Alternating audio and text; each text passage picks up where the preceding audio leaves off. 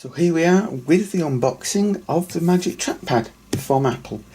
It's Apple's classic design of artwork on the box itself with a picture of the actual trackpad itself. On this side of the box we've simply got the Apple's logo.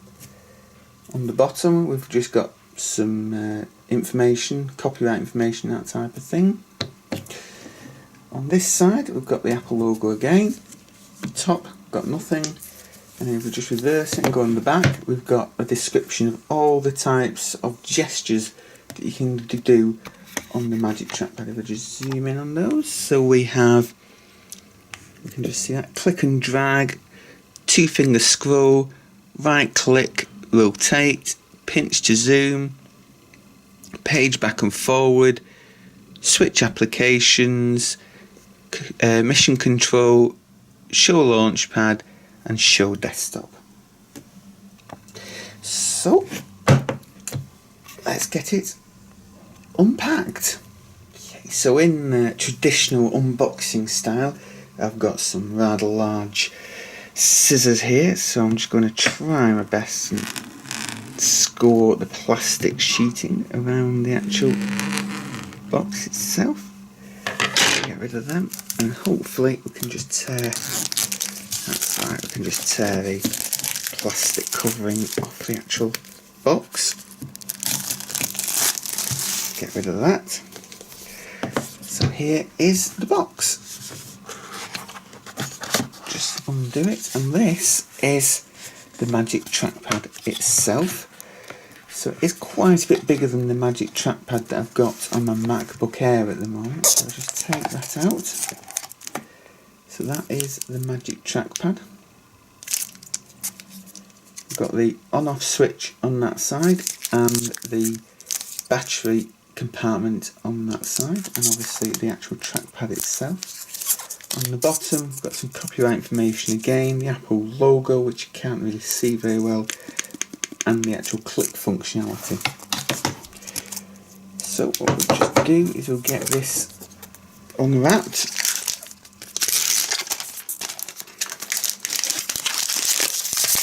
All the plastic off it. So that is the actual trackpad itself. Very nice clicking. So just move that back to one side, and here's the rest of the box. So we've just got some cardboard here, and then some instruction manuals and that here. So I'll just take the wrapping off that. First of all, we've got the Magic Trackpad. What it looks like, yeah, it's just the actual Quickstart guide. So nothing too untoward with that, it's just telling you how to set it all up, which could fairly easily on the actual Mac OS. It's in various different languages as well. Got some Bluetooth regulatory certificate and the Apple warranty. No stickers though, because it is just an accessory rather than an actual device.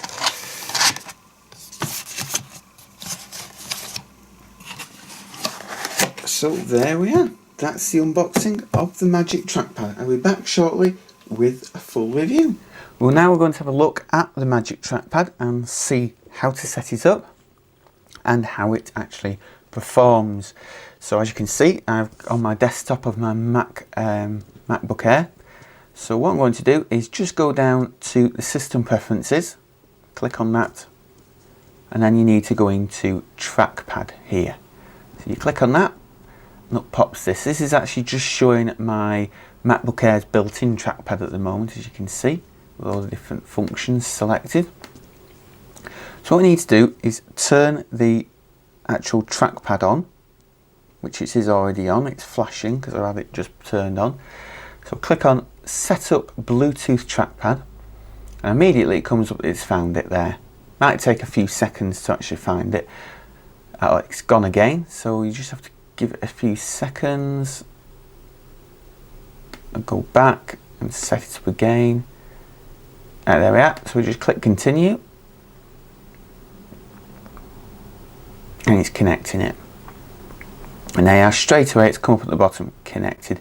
So this is the actual screen. Now we can actually move on to using the Magic Trackpad itself, and this is actually all the options. So you've got tap to click, tap with one finger. You've got secondary click, which is a bit like the right mouse button. Got the lookup function. And we've got a 3-finger drag, which is very useful. You just drag your window around like that with 3 fingers. You then got your tracking speed, which can alter depending on your preference. Then you go up to scroll and zoom, and we've got scroll natural, or there's also the other option is sort of the old-fashioned way, but I prefer the natural way, because you sort of do that a bit like you do on the iPhone or iPad, and that scrolls down the page kind of thing, and then that scrolls up. You've got pinch to zoom in and out, which is the same as the iPad. Oops. And then you've got smart zoom, which you actually double tap on the place you want to zoom in with 2 fingers like that. And then we've got rotate as well, which is a bit tricky to master, but you just rotate like that. And then we've got more gestures. So we've got swipe between pages, that way or that way. We've got switch between full screen apps, which is like that. As you can see, I'm moving between the actual different screens on my desktop, the different spaces. Notification center, 2 fingers from this side, drag over it. Again, it's a little bit tricky to master. It'd help if I actually get it turned on actually. But there you are. Mission control, that is that feature, which is very handy. App expose, drag down, that will just gives you all the different windows in that one particular app that you're using. Launchpad, again, 4 fingers swipe inwards and up pops the launchpad. And then show desktop is you're literally throwing everything out of the way, so you're just seeing your desktop, which is quite handy as well. So there we are, we've gone through the actual whole different gestures now. We've also got your battery level there, which is obviously 100% because it's fairly new. I've been using it for about nearly 48 hours now, this Magic Trackpad, and I have really got used to it. It is absolutely brilliant. So we just swap between screens, dead easy. And then we say go into the internet, so just tap into the internet here. And let the internet load up, which takes a few seconds. There we are. So we're just going to something like Wikipedia, say, and then click on the article of the day. Bring that up. Oh, it's gone into WikiWand, which is a great extension for Safari, Chrome and all that type, just a sort of a sidetrack really, but it's a fantastic extension, and it makes reading Wikipedia articles sort of a lot more sleeker because it looks more modern. But anyway, going back to the Magic Trackpad, as you've just seen there, swiping up moves the page down, and swiping down moves the page up, which really does feel quite natural once you get used to it, because it's exactly like it is on mobile phones. And then to go back, you swipe to the right, so you're actually pushing the page back over this side. It actually hasn't gone back. Oh, there we are, it's gone back. You have to do it a few times on this because it wasn't going back properly. So we'll just try something else. It's because of the wiki ones. There we are. We're going to something like Amazon. It'd be a bit easy to show because wiki one's not being great at playing at the moment. So we're just going to something like Amazon Instant Video. Bring that up. And then swipe. There, as you can see there, that's what happens to the actual page when you swipe that way. It's brilliant. And again, bring it back in, and that way. Fantastic. Zoom in. Again, you can do smart zoom, which you double tap like you do on the iPhone, and that zooms into the little area that you want to look at. Double tap again, it zooms out. Or if you want to zoom to something more specific, you can zoom in like that, like you do on the iPhone. bring up the mission control, just like that. Throw all the apps to one side so you get the view of the desktop. The other expose, which is an older system, is you've got two windows there of Safari. You do that and you can see them both side by side, which is quite handy. Again, that's more of an older sort of feature, because these days you tend to have tabs, but still poems do actually have windows sometimes. And then there's another one, look up. So if I go into, say, The Simpsons there, and then tap with 3 fingers, again it's a bit tricky. There we are, The Simpsons, searching. And there we are, the Wikipedia articles come up for that. Or if we double tap on town, or sorry, triple tap on town, and it comes up and actually tells you about that.